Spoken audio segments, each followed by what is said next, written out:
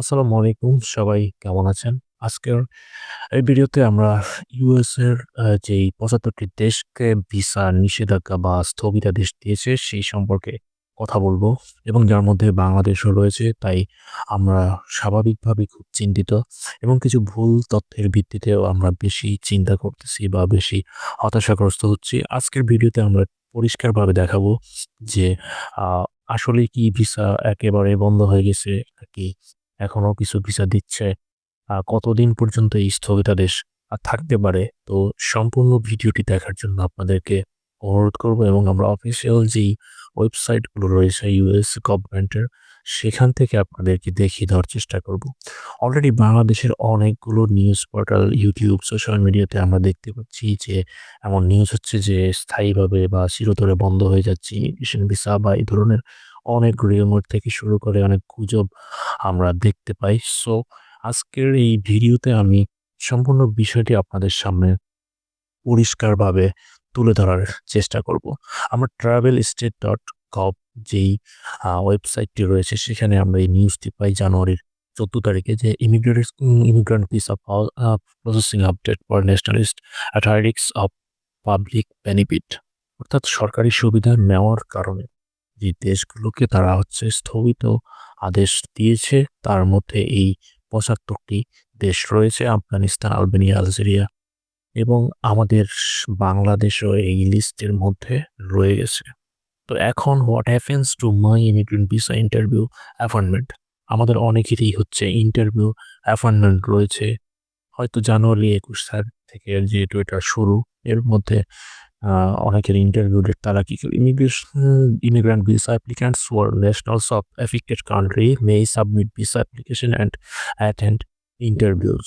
এখানে and the department will continue the schedule application for applicant but no immigration visa will be used to those nationals during this pause. বলা হয়েছে এই স্থগিতাদেশের মধ্যে আপনাদেরকে visa application এবং interview attend করতে বলা হয়েছে এবং ডিপার্টমেন্ট কি করবে, schedule applicants for অ্যাপয়েন্টমেন্ট, তাদের যে ইন্টারভিউ অ্যাপয়েন্টমেন্ট সেটা schedule করবে। But no immigrant visa will be issued to these nationals during this pause. অর্থাৎ এই স্থগিতাদেশের মধ্যে শুধুমাত্র ভিসাটা ইস্যু হবে না। সো আমরা জানি অনেকেই এই প্রশ্নটা থাকে। এটা তারাই এখানে এড করে দিছে ইউএস যে travelstate.gov, তারা এখানে খুব পরিষ্কারভাবে বলে দিছে যে যাদের অ্যাপয়েন্টমেন্ট আছে, যাদের ইন্টারভিউ ডেট পেয়েছেন, তাদের ইন্টারভিউ হবে। যে নরমাল প্রসেসিং বা যে ধরনের বিষয়গুলো ফর্মালিটিস সবকিছুই হবে।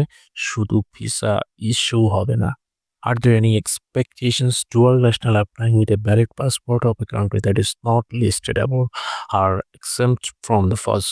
অর্থাৎ আপনি বাংলাদেশের নাগরিক, সাথে, সাথে ইন্ডিয়ান নাগরিক ধরলাম। তো আপনি যদি ইন্ডিয়া থেকে আপনার প্রসেসিংটা করেন সেক্ষেত্রে আপনার এই আদেশ আ কোনো সমস্যা হবে না। কারণ আপনি দ্বৈত নাগরিক। Does this affect my current valid visa? No immigrant visa have been revoked as a part of this guidance. For questions regarding admission to the United States, refer you to DACS. আপনার যদি visa হয়ে গেছে already, এখন apply করেন নাই, তো সেক্ষেত্রে আপনার কোনো সমস্যা হবে না। ইমিগ্রেশন ভিসা হোক, অন্য কোনো ভিসা হোক। Does this apply to tourist visa? আরেকটা প্রশ্ন। এটা কি টুরিস্ট ভিসাতে কোনো ইফেক্ট ফেলবে না? This process is specially for immigrate visa application. Tourist visas আর নন ইমিগ্রেন্ট ভিসা। তারা এখানে ক্লিয়ার করে আপনাকে বলে দিচ্ছে যে না, এটা টুরিস্ট ভিসা বা স্টুডেন্ট ভিসা, F1 ভিসা এইসব ভিসাতে না। এটা শুধুমাত্র ইমিগ্রেন্ট ভিসা অ্যাপ্লিক্যান্টদের জন্য একটা স্থগিতাদেশ। এবার আমরা আসি, যদি ইউএসএ বাংলাদেশ যে এম্বাসি, তাদের এখানে একটা নোটিশ বোর্ড আমরা দেখতে পাই যে effective January 21 to 26, the Department of State is pausing all immigrant visa issuance to nationals of countries including Bangladesh. বাংলাদেশও তারা ৭৫টি দেশকে যেই ভিসা স্থগিতাদেশ দিয়েছে, তারা কি করবে যে তাদের সমস্যাটা কি? তারা have a high rate of collecting public assistance at the expense of US taxpayer। মানে তারা সরকারি যে সুবিধাগুলো নিচ্ছে সেখানে তাদের হার অনেক বেশি।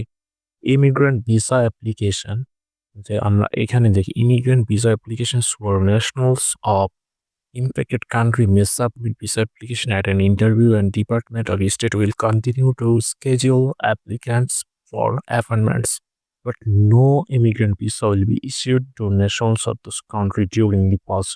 আমরা একই কথা এখানেও দেখতে পাচ্ছি যে ইন্টারভিউ হবে, আপনার ইন্টারভিউ ডেট পাবেন, অন্যান্য প্রসেসিং সবকিছু হবে, কিন্তু আপনার ভিসাটা হচ্ছে না। এটা এই পজ যতদিন থাকবে ততদিন। এখন আমরা খুব পরিষ্কারভাবে বুঝতে পারি যে ইউএসএতে আপাতত ইমিগ্রেশন ভিসা কার্যক্রমটা বন্ধ, মানে ভিসা স্ট্যাম্পিং বা ইস্যু এটা আপাতত বন্ধ। বাট আপনার হচ্ছে প্রসেসিং, ইন্টারভিউ, অ্যাপয়েন্টমেন্ট সবকিছুই আপনি নিতে পারবেন রেগুলার যে নিয়ম অনুযায়ী, কোনো ধরনের সমস্যা হবে না। এবার আরেকটি প্রশ্ন আমাদের মধ্যে সবচেয়ে বেশি, সেটা হচ্ছে যে B1 B2 ভিসা বা টুরিস্ট ভিসার ক্ষেত্রে যে একটা নতুন আপডেট আমরা পেয়েছি, সেটা হচ্ছে যে ভিসা বন্ড দিতে হবে আপ টু $15,000। এটা আসলে কি? এটা কখন দিতে হবে? এটা দিতে হবে আপনাকে যখন তারা ইন্টারভিউতে ডাকবে, ইন্টারভিউর পর, আফটার ইন্টারভিউ, নট বিফোর।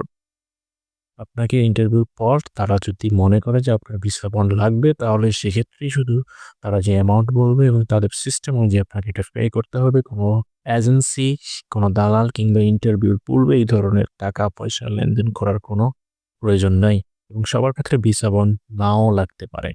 সেই কথাগুলো এখানে বলা হয়েছে। Applicants for US non-immigrant visa should schedule their visa entry paperwork at the agency or consulate in the country of residence or nationality. These application fees are non-refundable and non-transferable.